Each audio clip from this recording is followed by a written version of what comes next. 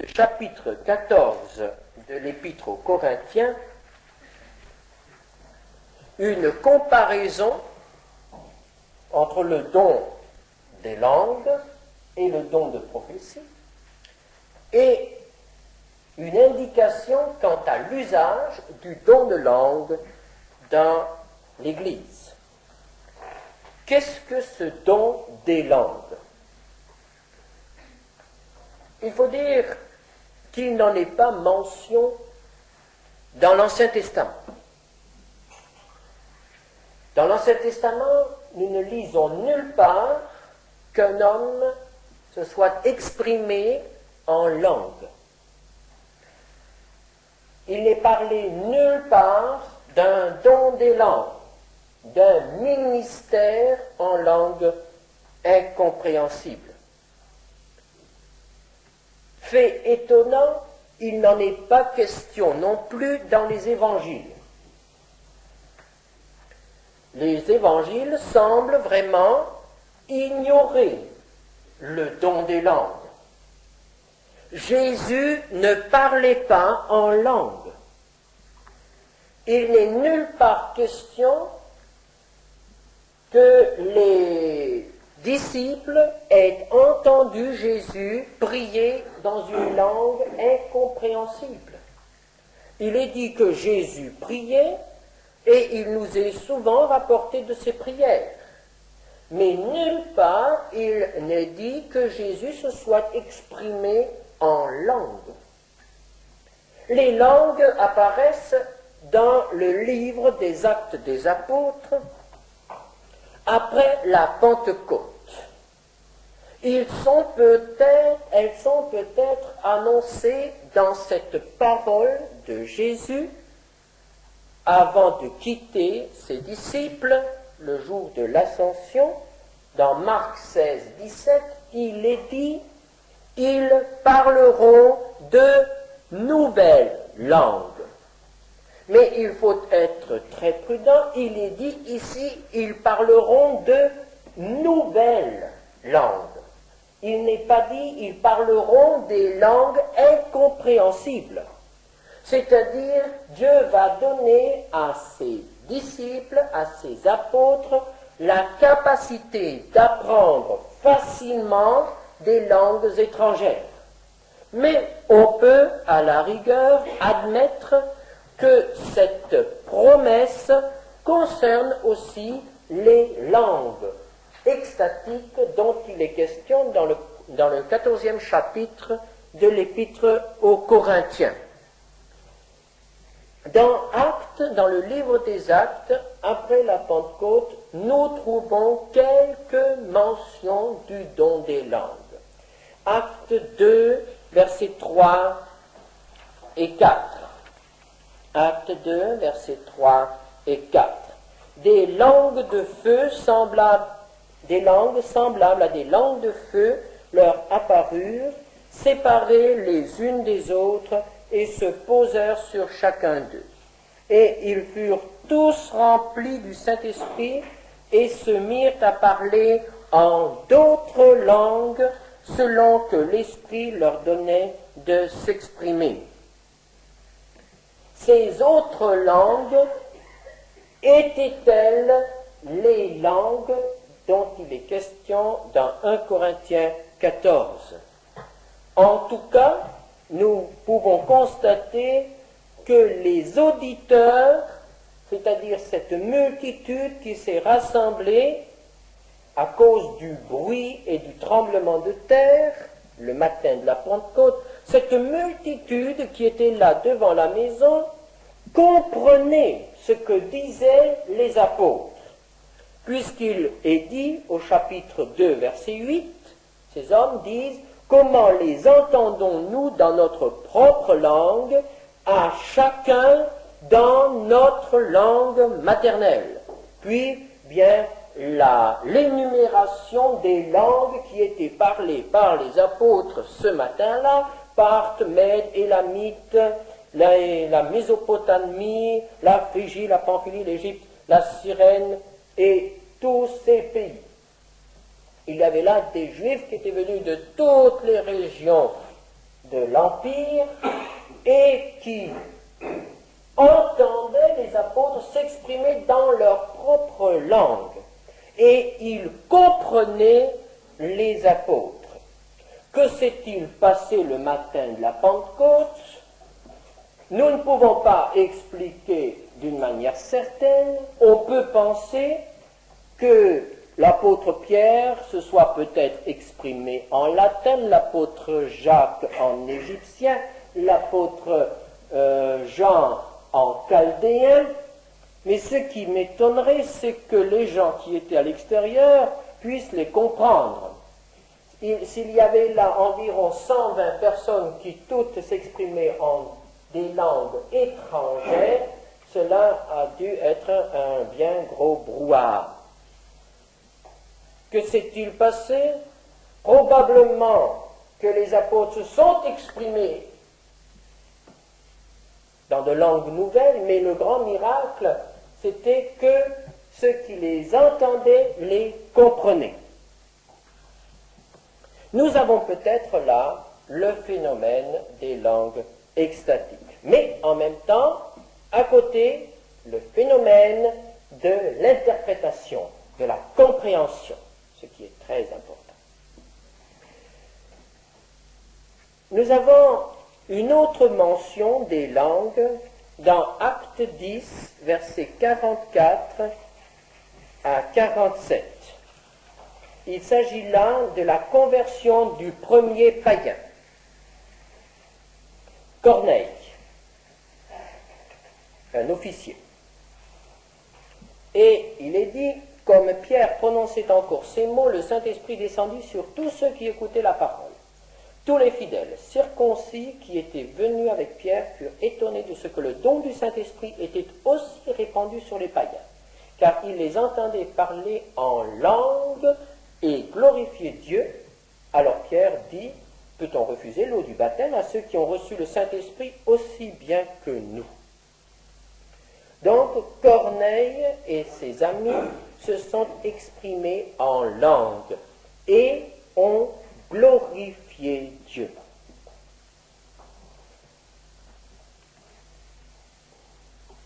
Ce phénomène peut être comparé à celui de Pentecôte. L'apôtre Pierre dit « comme nous ». Ils ont reçu le Saint-Esprit comme nous. Pourquoi cette ressemblance? Elle était absolument indispensable puisque les Juifs n'étaient pas du tout prêts à apporter l'Évangile aux païens. Les disciples du Seigneur ne comprenaient pas que les païens pouvaient entrer dans l'Église directement sans passer par le judaïsme. Et l'apôtre Pierre, lorsqu'il rentrera à Jérusalem, devra rendre compte de son attitude, de son action, aux frères qui sont scandalisés en apprenant qu'il est allé dans la maison d'un païen et qu'il a baptisé un païen. Et l'apôtre Pierre leur dira d'abord la vision qu'il a eue, c'est Dieu qui l'a envoyé, et ensuite le résultat. Car nous voyons bien que le Saint-Esprit, en descendant sur Corneille et ses amis, a interrompu le discours de Pierre. Pierre aurait encore continué un bon moment. Et il leur aurait peut-être dit, bon maintenant, puisque vous êtes bien disposés, continuez à aller à la synagogue. Et puis, enfin, je ne sais pas quel conseil Pierre leur aurait donné. Mais le Saint-Esprit a interrompu Pierre juste au bon moment, quand Pierre avait dit tout ce qui devait être dit, et lorsqu'il avait présenté à Corneille le chemin du salut. Croire au Seigneur Jésus. Ces hommes ont cru, le Saint-Esprit a été donné, et Dieu qui est fidèle a veillé à ce que le Saint-Esprit soit donné de la même manière que le matin de Pentecôte aux Juifs. Et ainsi Pierre a compris qu'il n'y avait plus de différence entre les Juifs et les païens. Alors que lors de la Pentecôte des Samaritains, il n'est pas fait mention du don des langues. Les Samaritains ont eu besoin des apôtres qui leur ont imposé les mains pour le départ, ou plutôt pour l'entrée des Samaritains dans l'Église, mais il n'est pas question des langues. Et enfin, il y a encore un passage dans les Actes où nous trouvons les langues, dans Actes 19, versets 5 à 7. Sur ces paroles, ces Juifs qui étaient disciples de Jean-Baptiste, sur ces paroles, ils furent baptisés au nom du Seigneur Jésus. Lorsque Paul leur eut imposé les mains, le Saint-Esprit vint sur eux et ils parlaient en langue et prophétisaient. Ils étaient en tout environ 12 hommes. Voilà donc, nous pouvons le dire, la seule mention du don de langue accordé à des croyants sans que cela soit lié à un signe particulier comme celui de la Pentecôte. Si nous n'avions pas ce récit, cette mention-là, nous pourrions dire le don de langue ne concernait que la Pentecôte. Mais ici, ce n'est pas le cas. Alors, qu'est-ce que ce don de langue? Dans 1 Corinthiens 14, nous pouvons essayer de comprendre ce qu'est ce don. 1 Corinthiens 14, verset 2. Celui qui parle en langue ne parle pas aux hommes. Personne ne le comprend. C'est en esprit qu'il dit des mystères. Au verset 7. Il ne donne pas des sons distincts. On ne peut pas reconnaître ce qui est joué sur la flûte ou sur la harpe, les instruments de musique étant pris comme comparaison avec la voix humaine. Au verset 4, celui qui parle en langue s'édifie lui-même. Au verset 2, il parle à Dieu, il dit des mystères. Au verset 14, si je prie en langue, mon esprit est en prière, mais mon intelligence demeure stérile.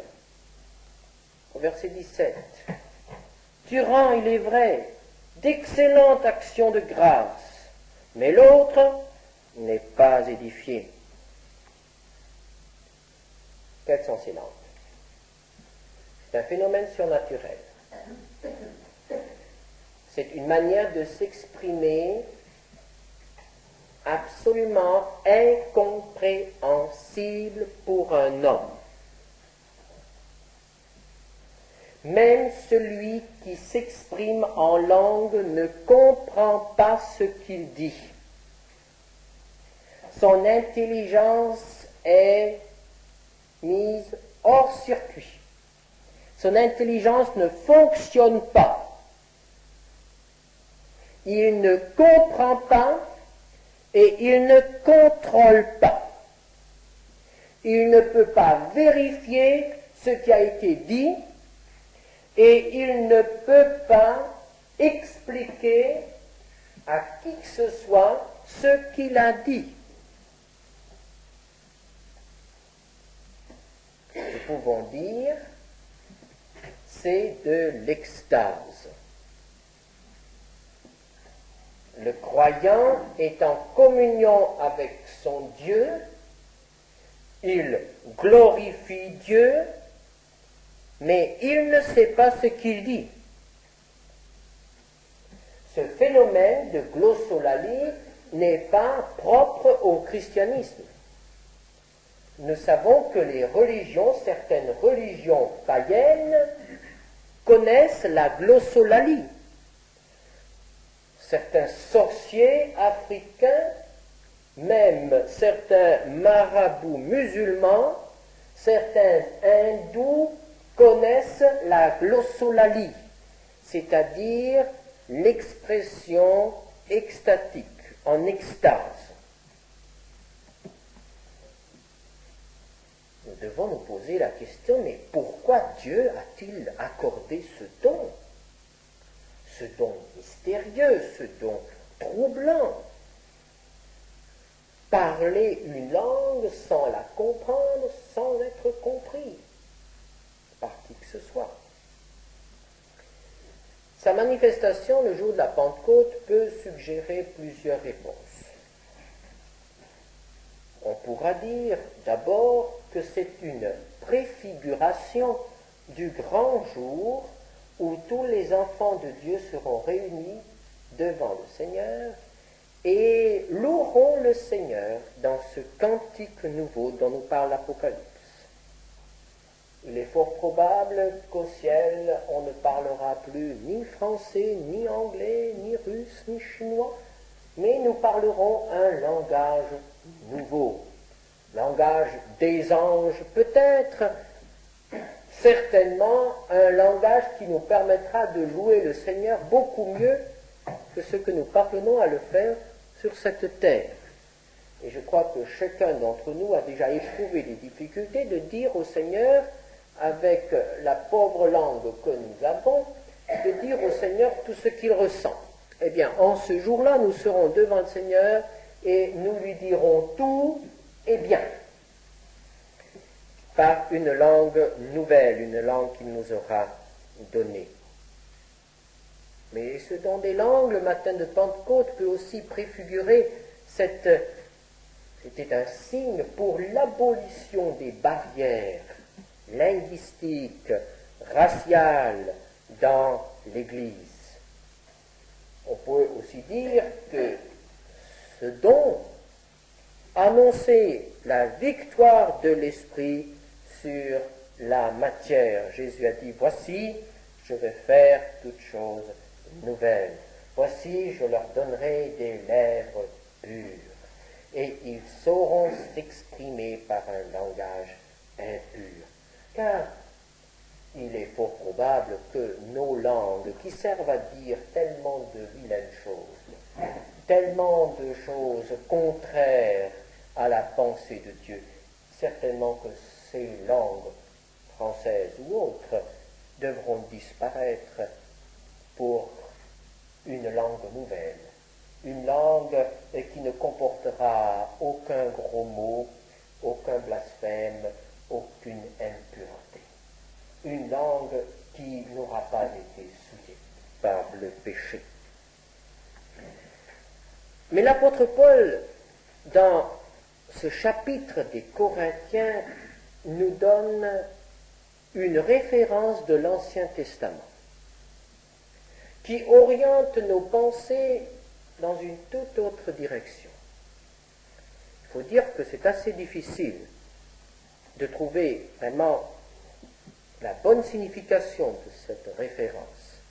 Mais voici ce que dit l'apôtre Paul en citant Ésaïe, le prophète Ésaïe, chapitre 28, verset 11.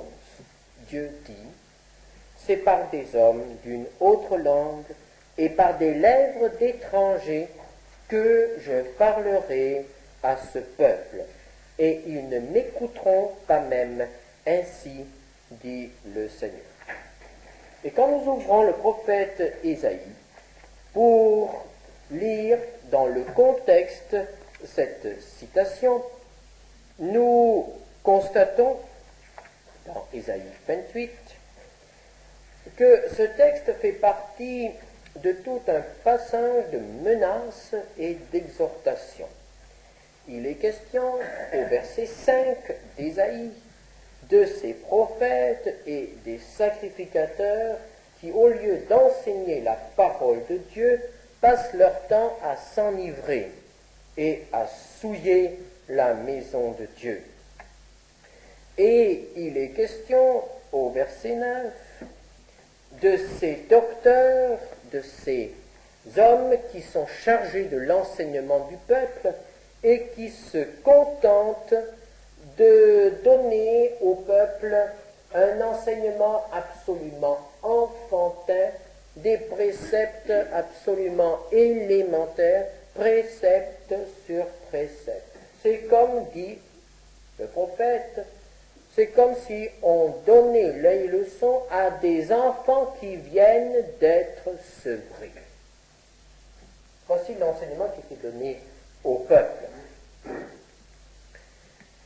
Et alors la conclusion, la punition, puisque les autorités religieuses enseignent mal le peuple, puisque le peuple ne veut rien comprendre de la parole de Dieu, puisque le peuple n'éprouve aucun intérêt pour la parole de Dieu, eh bien, je leur parlerai par des hommes aux lèvres balbutiantes, au langage barbare.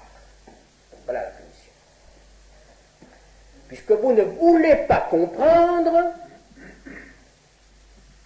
eh bien, je vous ôterai la possibilité de comprendre. Je vous parlerai dans une langue incompréhensible.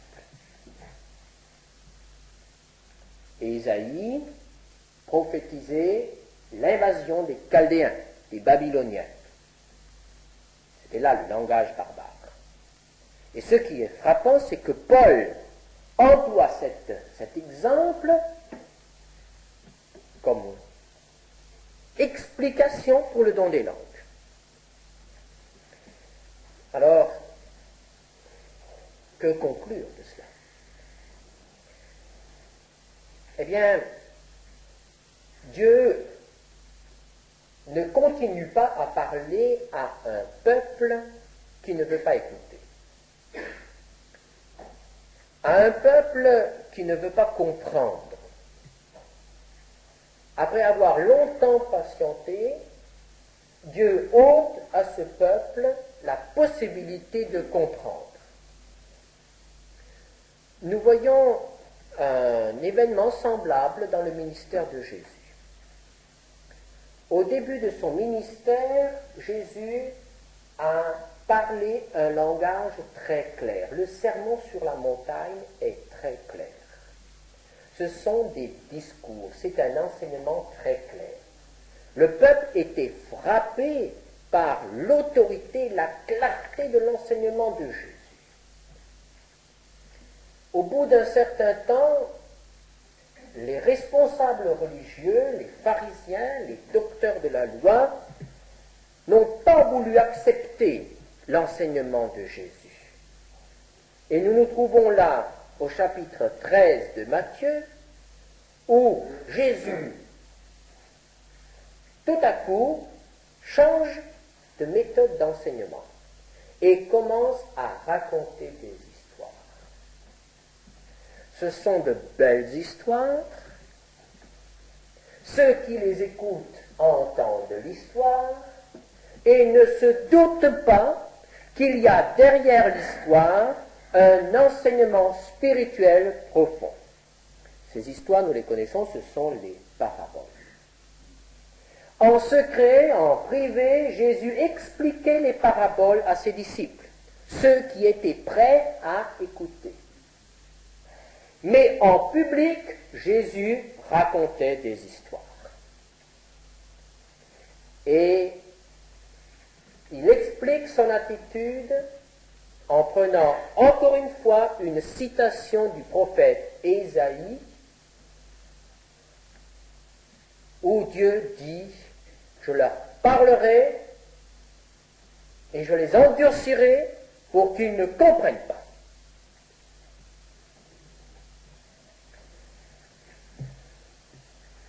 Alors, est-ce qu'il faut comprendre ce don des langues ainsi? Est-ce que le don de langue intervient à un moment où le peuple de Dieu ne veut plus comprendre? Pourquoi pas? Est-ce qu'après la crucifixion de Jésus, nous ne sommes pas arrivés à un moment où le peuple juif a dit « nous ne voulons plus de lui ». il y a eu la crucifixion, il y a eu la résurrection. Jésus n'est apparu qu'à ceux qui croyaient.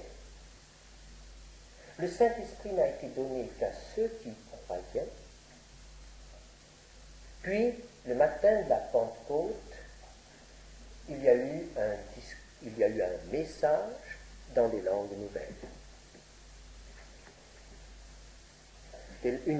Des langues nouvelles que les étrangers, les gens qui n'étaient pas de la Judée, comprenaient, qui étaient étranges pour les gens du pays. Est-ce que le Seigneur, le matin de Pentecôte, voulait montrer que maintenant il allait s'adresser aux nations et que le temps de grâce était déjà presque terminé pour le peuple de Dieu, qui n'a pas voulu écouter?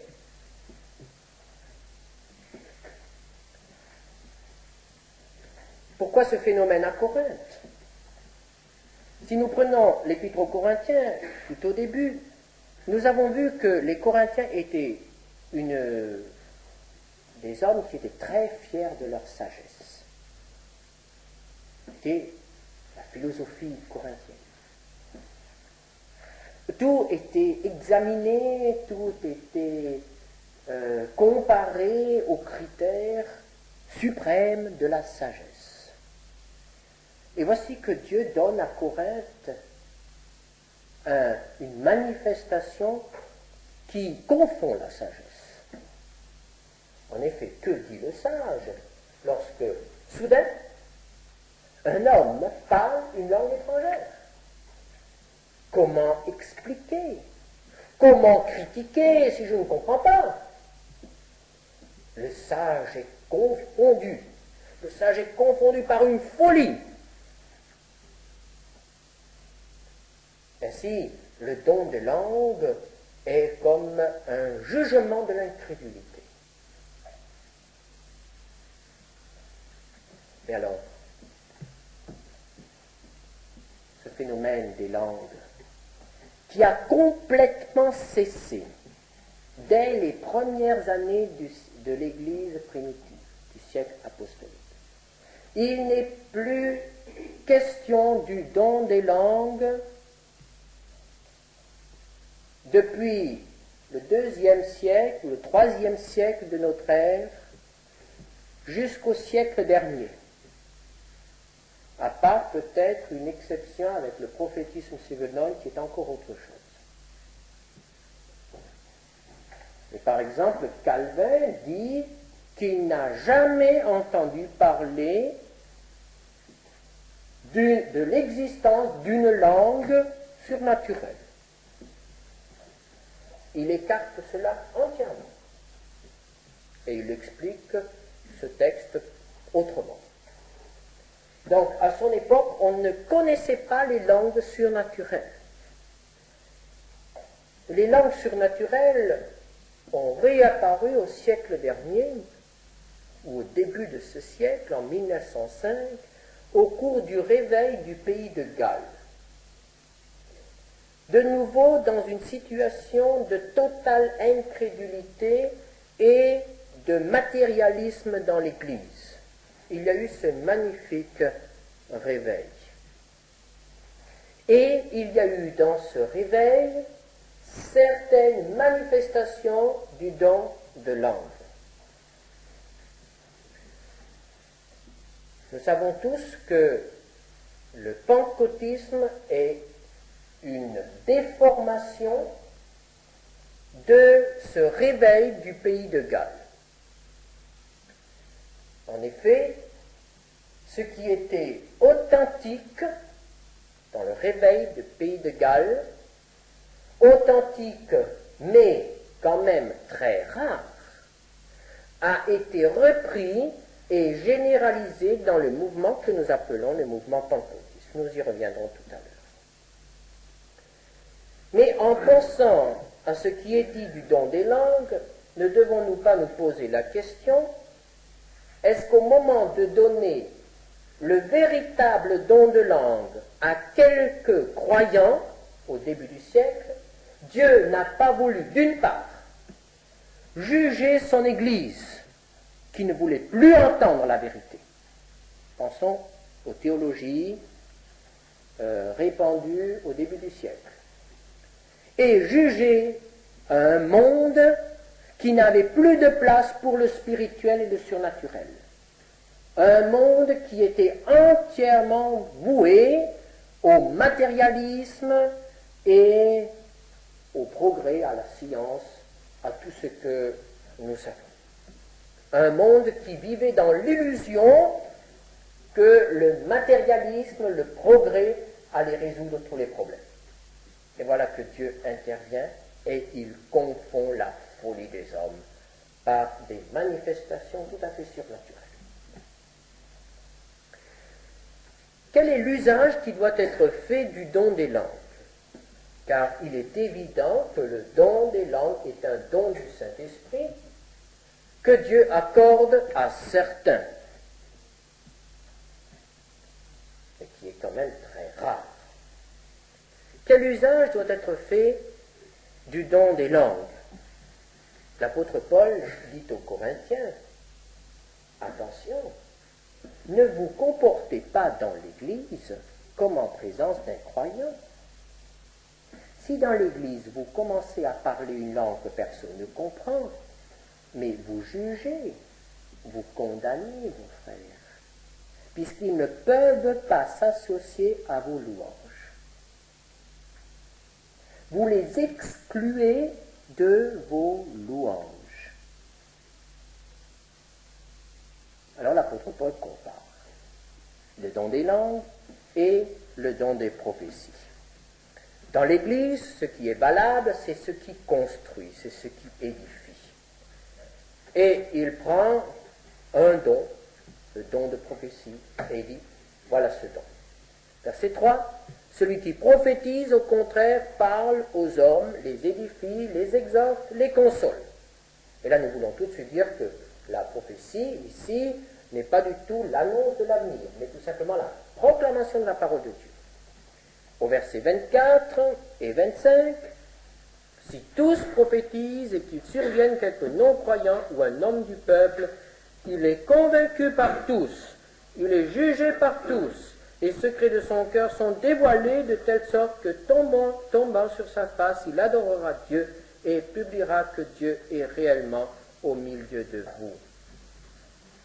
Donc, celui qui prophétise édifie l'Église et convainc les incroyants, ce qui est parfait.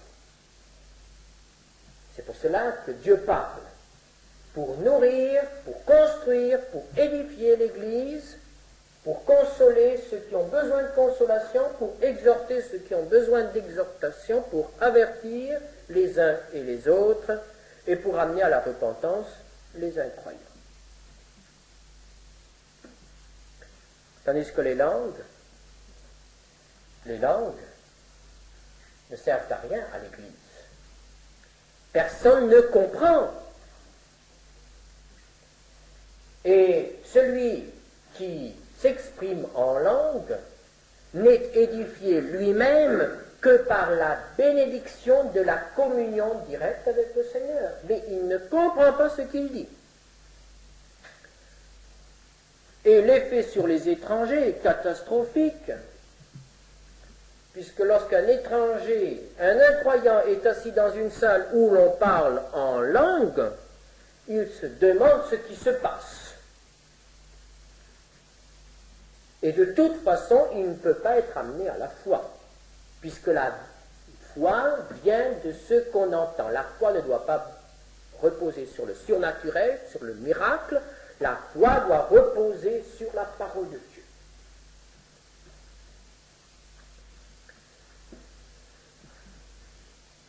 L'apôtre Paul applique au don des langues ici le critère de l'utilité. Au verset 6, « Frères, de quelle utilité vous serais-je si je venais à vous parlant en langue, et si je ne vous parlais pas par révélation, par connaissance, ou par prophétie, ou par doctrine ?» Nous l'avons déjà dit, tout ce qui n'est pas utile dans l'Église doit être écarté. Et déjà à plusieurs reprises dans l'Épître aux Corinthiens, l'apôtre Paul a appliqué ce critère de l'utilité sur, quand il a été question de la liberté du chrétien ou dans d'autres domaines. Par exemple, 1 Corinthiens 6, 12 ou 1 Corinthiens 10, 23. Lorsque des chrétiens se réunissent, ils doivent s'édifier mutuellement, se faire du bien. Au verset 12, de même vous, puisque vous aspirez aux dons spirituels, que ce soit pour l'édification de l'Église, que vous cherchiez à en posséder abondamment. Et au verset 17, tu rends, il est vrai, d'excellentes actions de grâce, mais l'autre n'est pas édifié. Donc les langues n'édifient pas, elles ne sont pas compréhensibles. Alors, est-ce qu'il faut exclure les langues? Oui. Il faut exclure les langues des assemblées chrétiennes. L'expression en langue, eh bien, est réservée à l'usage privé. Si le Seigneur vous accorde le don de l'adorer dans une langue étrangère, faites-le chez vous. C'est là que vous pouvez utiliser ce don. Mais dans l'Église, il est exclu puisqu'il n'édifie pas, sauf à une exception. S'il y a dans l'Église quelqu'un qui ait reçu le don d'interpréter. C'est là un autre don qui était accordé à des hommes qui avaient le pouvoir d'exprimer aussitôt après ce qui venait d'être dit en langue.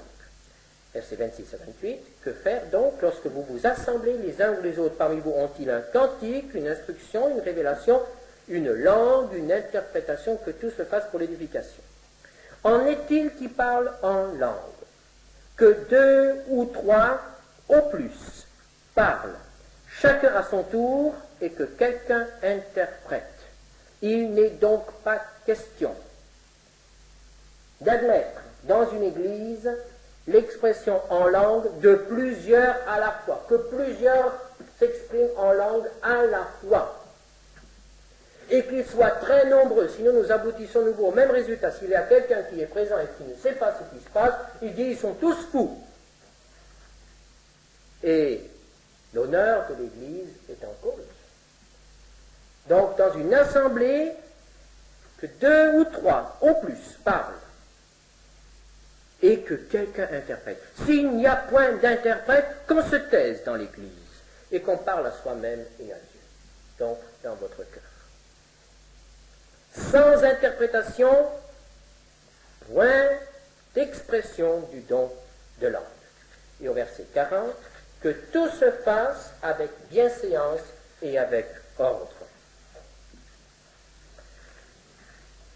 Alors revenons maintenant à ce qui est enseigné dans de nombreux milieux chrétiens contemporains concernant le don de langue. Certains frères disent que le don de langue est la preuve de la plénitude du Saint-Esprit. Ils disent, vous venez au Seigneur, vous êtes régénérés par le Saint-Esprit, mais après il faut être rempli du Saint-Esprit. Ce qui est vrai. Chaque croyant doit être rempli du Saint-Esprit. Et ils disent, pour être sûr, la preuve que vous êtes rempli du Saint-Esprit, vous l'aurez quand vous parlerez en langue. Or, ceci est absolument faux. Nous ne trouvons nulle part, dans les Actes des Apôtres, ou dans les Évangiles, ou dans les Épîtres, une confirmation de cette doctrine. S'il fallait parler en langue pour être rempli du Saint-Esprit, les apôtres nous l'auraient dit. Et il est absolument inadmissible, impensable, qu'aucun chrétien, entre le 1er siècle de l'Église et le 20e siècle, n'ait été rempli du Saint-Esprit.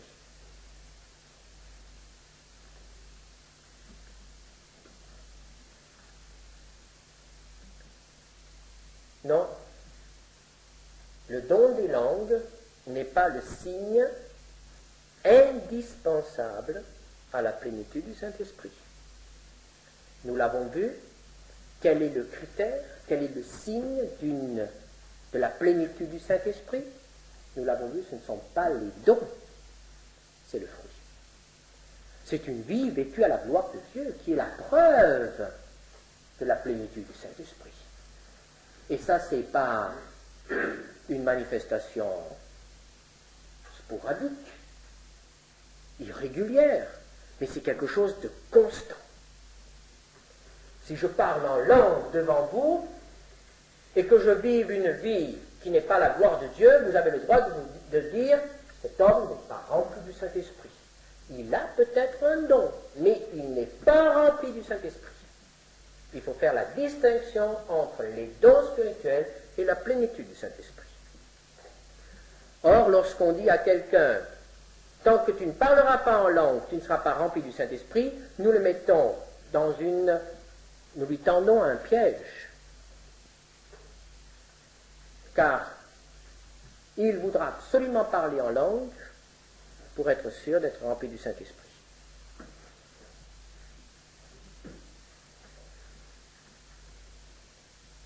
Et alors on dit que tous ceux qui ont reçu le Saint-Esprit parlent en langue. Chaque chrétien doit parler en langue, ce qui est de nouveau absolument faux. L'apôtre Paul, dans la première épître aux Corinthiens, au chapitre 12, dans le passage 4 à 11, nous dit qu'il y a diversité de dons. Et au verset 7, à chacun la manifestation de l'Esprit est donnée pour l'utilité commune. Et alors il énumère, à l'un est donné une parole de sagesse, à un autre une parole de connaissance, à un autre, à un autre, à un autre, et finalement nous arrivons à la diversité des langues, mais toujours à un autre. Et il termine ce chapitre au verset 29 à 30 en disant, tous sont-ils apôtres, tous sont-ils prophètes? Et nous répondons, non, tous ne sont pas apôtres, non, tous ne sont pas prophètes. Tous sont-ils docteurs? Non, tous ne sont pas docteurs. Tous ont-ils le don des miracles? Non, tous n'ont pas le don des miracles. Tous ont-ils le don des guérisons? Non, tous n'ont pas le don des guérisons. Tous parlent-ils en langue? Il faudrait répondre ici oui. Non, tous ne parlent pas en langue. Et si nous disons à un chrétien, il faut que tu parles en langue, nous le troublons. Et nous le précipitons dans un piège de l'adversaire, car l'adversaire peut faire parler en langue. C'est une doctrine qui trouble.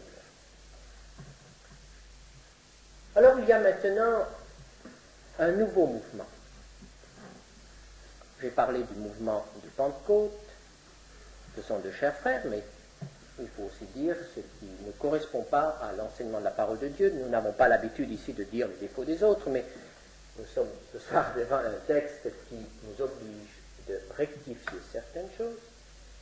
Alors il y a actuellement un nouveau mouvement, et ce mouvement est appelé mouvement charismatique, fait parler de lui. Alors ce mouvement charismatique, charisme vient des dons de la grâce, des dons spirituels, est apparu en Amérique. Et voilà ce qui se passe. On lit des rapports enthousiastes de réunions œcuméniques, spirituelles, où des hommes de toute tendance, de toute église ont été baptisés du Saint-Esprit et se sont mis à parler en langue.